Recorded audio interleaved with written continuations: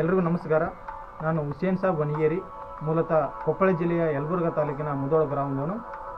ಸದ್ಯ ಹುಬ್ಬಳ್ಳಿಯ ಸರ್ದಾರ್ ವೀರನಗೌಡ ಮಹಿಳಾ ವಿದ್ಯಾಪೀಠದಲ್ಲಿ ಸಾಮಾಜಿಕ ಅರಿವು ವಿಭಾಗದಲ್ಲಿ ಉಪನ್ಯಾಸಕನಾಗಿ ಕಾರ್ಯನಿರ್ವಹಿಸುತ್ತಿದ್ದೇನೆ.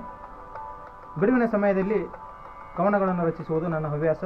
ಕವನಗಳನ್ನು ರಚಿಸ್ತಕ್ಕಂಥ ಪ್ರಯತ್ನಗಳನ್ನು ಮಾಡ್ತಾಯಿದ್ದೀನಿ. ಇಂದು ವಿಶ್ವಗುರು ಬಸವಣ್ಣವರ ಕುರಿತು ಕವನವನ್ನು ರಚನೆ ಮಾಡಿ ಅದನ್ನು ಆ ಕವಿತೆಯನ್ನು ವಾಚನ ಮಾಡ್ತಾಯಿದ್ದೀನಿ. ಶೀರ್ಷಿಕೆ ಹೆಸರು ಶರಣು ಶರಣೆನ್ನಿರಿ ಗುರು ಬಸವಣ್ಣಗ, ಶರಣು ಶರಣೆನ್ನಿರಿ ಗುರು ಬಸವಣ್ಣಗ. ಮಾದರಸ ಮತ್ತು ಮಾದಲಾಂಬಿಕೆಯ ಮಗನಾಗಿ ಹುಟ್ಟಿ ಬೆಳೆಯುತ್ತಲೇ ಅಸಮಾನತೆಗೆ ತೊಡೆಯ ತಟ್ಟಿ ಶಿವಭಕ್ತ ಚಳುವಳಿಯಲ್ಲಿ ಕವಿಯಾಗಿ ಧುಮುಕಿ ವಚನಗಳ ಮೂಲಕ ಲೋಕೋದ್ಧಾರ ಮಾಡಿದ ಬಸವಣ್ಣಗ ಶರಣೆನ್ನಿರಿ, ಶರಣು ಶರಣೆನ್ನಿರಿ.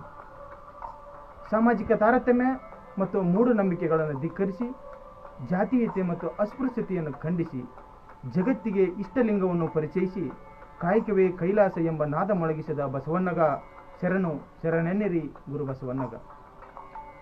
ಜಾತಿ ಮತ ಲಿಂಗ ಭೇದಗಳನ್ನು ತಿರಸ್ಕರಿಸಿ ಕೊಲೆ ಸುಲಿಗೆ ಮೋಸ ಕಪಟನಗಳನ್ನು ಮೆಟ್ಟಿ ನಿಂತು ಜಾತಿ ಸೂತಕವಾಳಿಸಿ ಸರ್ವ ಸಮಾನತೆಯ ಕಂಡ ಕೂಡಲ ಸಂಗಮ ದೇವನ ಪೂಜಿಸಿ ಭಕ್ತಿ ಮೆರೆದ ಬಸವಣ್ಣಗ ಶರಣೆನ್ನಿರಿ ಕೂಡಲ ಸಂಗಮ ಬಸವಣ್ಣಗ.